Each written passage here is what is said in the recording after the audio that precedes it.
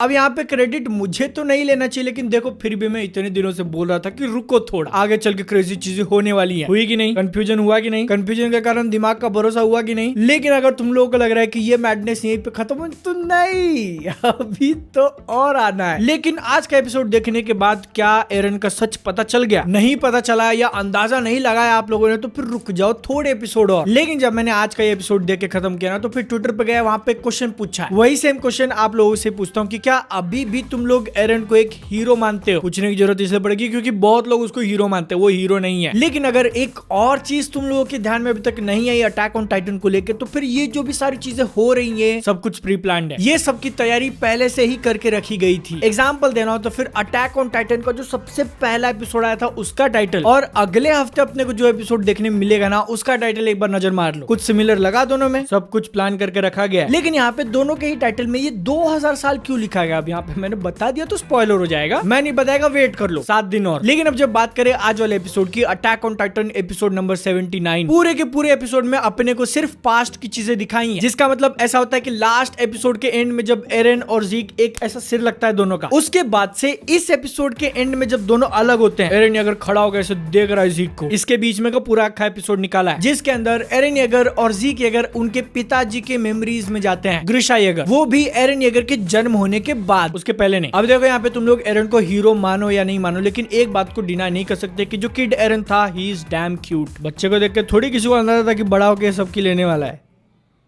Moving on. लेकिन अब क्योंकि दोनों भाई अपने फादर की मेमोरीज में घूम रहे, तो उसके कारण अपने को ग्रिशा येगर के बारे में बहुत कुछ पता चलता है। जैसे कि उसने वॉल के अंदर रहने वाले एक्चुअल किंग्स को बहुत जल्दी ट्रैक कर लिया था सालों पहले, और उनको ट्रैक करते ही अगर ग्रिशा येगर चाहता ना तो फिर उसी टाइम पे फाउंडिंग टाइटन को छीन सकता था। लेकिन उसने नहीं किया, क्योंकि अपन लोग पूरा अक्खा एपिसोड देख चुके हैं, तो इतना सेफली अज्यूम कर सकते हैं कि उसने मिशन डिले नहीं किया बल्कि उसको छोड़ दिया था। ग्रिशा येगर अपनी न्यू फैमिली एरन के बारे में इतना केयर करता था कि उसने नहीं करना है मिशन, इसीलिए सालों तक ग्रिशा येगर ने कुछ भी नहीं किया, तब तक until the wall was destroyed। एक बार वो दीवार गिरी, इसके बाद अपन एपिसोड नंबर 1 के कुछ सीन्स को वापस से विजिट करते हैं, और वो वाली मेमोरीज देखते वक्त एरन येगर ज़ीक को एक बात बोलता है कि वो जैसा है बचपन से वैसा ही है। उसके पापा ने उसको इन्फ्लुएंस नहीं किया, किसी चाचा ने इन्फ्लुएंस नहीं किया, बचपन से उसकी जो आइडियोलॉजी है वो उसने सिर्फ एक डायलॉग के अंदर समराइज करके दे दी, rather than letting someone steal my freedom I will steal theirs first. किसी दूसरे को मेरी आजादी छीनने का चांस देने से पहले मैं उसकी छीन लूंगा। अगर आप इस बात के ऊपर थोड़ा ध्यान से गौर करोगे तो फिर आगे चल के एरन क्या एक्शन लेने वाला है अंदाजा लग जाएगा। एरन येगर को फर्क नहीं पड़ता कि जस्टिस क्या है, राइट क्या है, वो सिर्फ वही करेगा जिससे उसके गोल्स पूरे होंगे। इसीलिए अपन ने वीडियो के स्टार्टिंग में ये क्वेश्चन पूछा कि क्या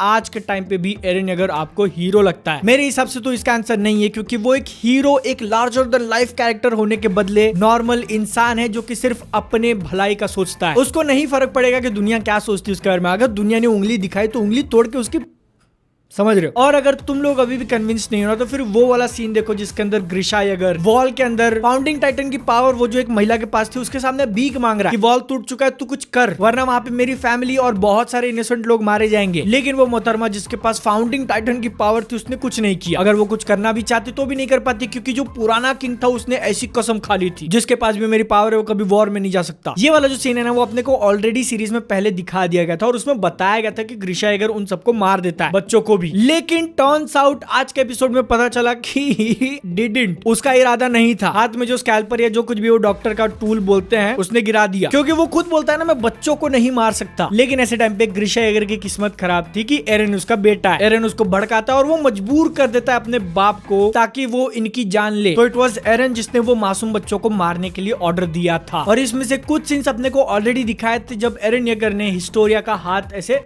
पप्पी ली थी, सीजन 3 एपिसोड नंबर 22। ये सब कुछ होने से पहले तक ज़ीक येगर को लग रहा था कि वो बंदा कंट्रोल में और वो एरन येगर को ठीक कर देगा। लेकिन बेचारे को एपिसोड खत्म होने से पहले तक नहीं पता चला कि एरन येगर उसके पीछे स्नाइपर लेके खड़ा है और अब उसकी लगने वाली है। लेकिन देखो अभी घुमा फिरा के बहुत सारी बातें कर ली। एपिसोड के अंदर जो सबसे बड़ा रिवील था, सबसे ज्यादा शॉकिंग रिवील था, सबसे ज्यादा कंफ्यूजिंग रिवील था, सांस क्यों फूल रही है मेरी, कि जो अटैक टाइटन है ना, ये वाला बंदा, उसके पास भी एक पावर है जिसके अंदर अगर किसी बंदे के पास अटैक टाइटन की पावर है तो फिर वो बंदा बंदा अपने आगे आने वाले फ्यूचर होल्डर्स, जो लोग उसको खाएंगे, उनकी मेमोरीज भी देख सकता है थोड़ी थोड़ी। अब तक अटैक ऑन टाइटन में अपने को बोला गया था कि वो बंदा जिसके पास टाइटन की पावर है, पास्ट वाले होल्डर्स की मेमोरीज देख सकते हैं, ये कॉमन है। फ्यूचर में देखना ये स्पेशल पावर है अटैक टाइटन की। और इसी तरीके से जो अटैक टाइटन है ना, वो मार्ले से बच के रहा था अभी तक, क्योंकि अपने को ऐसा बोला गया था कि बहुत सारे सालों से जो अटैक टाइटन है ना, वो फ्रीडम के लिए लड़ रहा है। अब यहाँ पे ये फ्रीडम चाहिए वो वाली आइडियोलॉजी किसकी है मुझे बताने की जरूरत नहीं, पता है ना इतना तो। मतलब कि एरन येगर जो एक बंदा है ना, उसने अपने सिर्फ बाप की नहीं बल्कि उसके आने वाले बहुत सारे पहले वाले यूजर्स की भी डिसीजंस को इन्फ्लुएंस किया था। अब अगर यहाँ पे तुम लोग जाके सीजन 3 में वो एक एपिसोड देखोगे जहाँ पे अपने को द आउल का रिवील कराते हैं, ग्रिशा येगर को अटैक टाइटन की पावर मिलती है, वो वाला सीन। वहाँ पे जो आउल नाम का बंदा था ना, एरन क्यूगर, वो ग्रिशा येगर को बोलता है कि तू वॉल्स के अंदर जाएगा, वहाँ पे फैमिली बसाएगा और आर्मीन मिकासा को प्रोटेक्ट करेगा। उसको इन लोगों के नाम कैसे पता? उस टाइम पे तो आर्मीन और मिकासा पैदा भी नहीं हुए थे। दाउल को यहाँ पे किसने इन्फ्लुएंस किया मुझे बताने की जरूरत नहीं, it was Eren Yeager all along. लेकिन फिर अब यहाँ पे तुम में से बहुत सारे लोगों के माइंड में क्वेश्चन है, फिर ये एक टाइम ट्रैवल है क्या? वेल मोस्टली तो नहीं, लेकिन अब क्योंकि तुम लोगों को इजी वर्ड्स में समझाना है, तो फिर ये एक ऐसे टाइप का टाइम ट्रैवल हुआ जहाँ पे तुम लोग ना तो पास्ट चेंज कर सकते हो ना तो फ्यूचर, सब कुछ डिसाइडेड है। अब यहाँ पे मेरे से जितना बेस्ट होता है मैं एक्सप्लेन करने की कोशिश करता हूँ। तो देखो, वो जो द पाथ और कोऑर्डिनेट वाली बात है ना, अपने को ऑलरेडी बोल दिया गया कि उस पाथ, उस कोऑर्डिनेट के कारण जितने भी सारे एलियंस हैं, सब के सब एक दूसरे से कनेक्टेड हैं, और इसी चीज के कारण फाउंडिंग टाइटन जो है ना, उन सब की बॉडीज को अल्टर कर सकता है। इसी चीज के कारण फाउंडिंग टाइटन के पास बहुत ज्यादा पावर है। इसी का यूज करके वॉल बनाने वाला जो किंग था ना, उसने वहां के लोगों की मेमोरीज वाइप कर दी थी 100 साल पहले। समझ रहा है? मतलब कि जितने भी सारे एलियंस है, सब एक दूसरे से इनडायरेक्टली कनेक्टेड हैं। अब यहाँ पे एरन येगर ने अपने बाप को खाया तो फिर ऑब्वियसली वो उसकी मेमोरीज एक्सेस कर सकता है। लेकिन ये जो चीज है ना, वो हमेशा बिट्स एंड पीसेस थोड़ी थोड़ी पता चलती है। इस बार है ना एक डिफरेंस क्या आ गया कि एरन येगर के साथ ज़ीक येगर है, जिसके पास फाउंडिंग टाइटन है और रॉयल ब्लड, मतलब कि वो फाउंडिंग टाइटन की पावर यूज कर सकता है। उसको यूज करके वो लोग ग्रिशा येगर की मेमोरीज में इतने सालों तक भटकते रहे। समझ रहे हो तुम लोग यहाँ पे क्या? वो लोग एक्चुअल में टाइम ट्रैवल नहीं कर रहे, बाप की जो मेमोरीज हैं वो पावर्स यूज करके एक्सेस कर रहे हैं। और क्योंकि अब यहाँ पे पास्ट और फ्यूचर चेंज नहीं किया जा सकता, तो फिर इस एपिसोड के अंदर अपने को जो सारी चीजें दिखाई है ना, वो है वैसी पास्ट में हुई थी। पास्ट में ग्रिशा येगर ने फाउंडिंग टाइटन और उसकी सारी फैमिली को अपने मन से नहीं मारा था। उस टाइम पे भी वो हिचकिचाया था, उस टाइम पे भी उसके हाथ से वो चीज गिरी थी, वो हमेशा हुई है। और हमेशा उस टाइम पे एरन येगर की जो मेमोरीज हैं, वो ग्रिशा येगर को इन्फ्लुएंस करती हैं ताकि वो डिसीजन ले। लेकिन फिर अब तुम लोग यहाँ पे क्वेश्चन कर सकते हो कि जब वो लोग पास्ट में गए नहीं, तो फिर ग्रिशा येगर पहचान कैसे लेता है कि ज़ीक आया हुआ है? इसको लेकर जो आंसर दूंगा वो मेरी पर्सनल थ्योरी है, गलत भी हो सकता है। लेकिन देखो, अटैक टाइटन की पावर से ना कि वो फ्यूचर वाले की मेमोरीज देख सकता है, तो ग्रिशा येगर के पास जब वो पावर थी तो उस टाइम पे वो एरन की मेमोरीज देख रहा था, वो अपने बाप को मिलने आया। समझ रहे हो? उस टाइम पे ज़ीक उसको देख रहा है, ये उसको कैसे पता चला? एरन की मेमोरीज से। इसीलिए जब ज़ीक और एरन भटक रहे उसकी मेमोरीज में, तो फिर ग्रिशा येगर एरन से डायरेक्टली बात नहीं करता, वो सिर्फ ज़ीक को ही रिकॉग्नाइज करता है, क्योंकि उसको ये चीज रियलाइज कैसे हुई? एरन के मेमोरी से। अब एरन जो मेमोरीज बना रहा है, वो अपनी आंखों से खुद का चेहरा कैसे देखेगा? आई नो ये थोड़ा नहीं बल्कि बहुत ज्यादा कॉम्प्लिकेटेड हो गया, इसलिए इसको इजी में समझाने के लिए तुम्हारे सामने वो सीन ऐसे दिखाएगा जैसे तुम लोगों को लगे टाइम ट्रैवल और तुम खुश हो जाओ। ठीक है, वो भी मान सकते हो, मैं गलत भी हो सकता हूँ। लेकिन यहाँ पे एक बहुत इंटरेस्टिंग बात जो कि मुझे रियलाइज हुई, फ्यूचर वाले टाइटन की मेमोरीज देखने का जो बात है ना, वो सारी की सारी मेमोरीज नहीं देख सकते। इसीलिए ग्रिशा येगर बोलता है कि एरन तू मुझे सब कुछ क्यों नहीं दिखा रहा है? और एरन भाई साहब जो है ना, वो अपने बाप को सिर्फ इतनी ही मेमोरीज प्रोवाइड करता है फ्यूचर की कि वो उसके प्लान के हिसाब से डिसीजन लेने पे मजबूर हो जाए। इसीलिए एरन ने ग्रिशा को अपनी माँ की मेमोरी दिखाई नहीं जहाँ पे टाइटन उसको खा रहा है। ग्रिशा येगर को मरने तक नहीं पता था कि उसकी बीवी जिंदा है या नहीं। एरन देख चुका है, लेकिन वो वाली मेमोरी ग्रिशा तक नहीं पहुंची कि उसकी जो पहली बीवी थी उसने उसकी दूसरी बीवी को खा लिया। ये भी चीज समझ में नहीं है, तो फिर इतना समझ लो कि एरन येगर काफी ज्यादा निर्दयी है, अपने बाप के साथ भी खिलवाड़ किया है ताकि उसका मकसद पूरा हो सके और स्टोरी आज जिस मोड पे है वहां तक पहुंच सके। और ये सब चीजों के कारण जब वो सीन अपने को दिखाया गया ना, जहाँ पे ग्रिशा येगर ज़ीक को पकड़ के रो रहा है और ज़ीक भी ऑलमोस्ट रोने पे आ गया है, बहुत ज्यादा टच हुआ, इतना ज्यादा इमोशनल उस टाइम पे म्यूजिक बज रहा था, मजा आ गया देख के। आई नो थोड़ा ज्यादा कंफ्यूजिंग है, गलत भी हो सकता है, लेकिन तुम सोचो तुम्हारी क्या थेरीज है। और अब यहाँ पे जब मैं इतनी ज्यादा एरन और ज़ीक की बात कर रहा हूँ, तो फिर ग्रिशा येगर के ये जो दोनों बेटे हैं, इनको लेके भी एक इंटरेस्टिंग वाली बात है जो कि मैं अभी नहीं बता सकता, स्पॉइलर हो जाएगा। क्योंकि अगर तुम लोगों को लग रहा है कि ये चीज सुनने के बाद दिमाग खराब होना, तो आगे है, जस्ट वेट, 2000 ईयर्स क्यों बोल रहे, जब पता चलेगा you will know Eren Yeager क्या करेगा, तब अपन बात करेंगे एरन और ज़ीक के उस इंटरेस्टिंग वाले फैक्ट की। उसके ऊपर भी वीडियो बनाएगा, देखना तो चैनल को सब्सक्राइब करो। मैं ऐसे पर्सनली कनेक्ट करना मैं मिल जाएगा इंस्टाग्राम पे, वरना अगली वीडियो में। तब तक के लिए जय हिंद,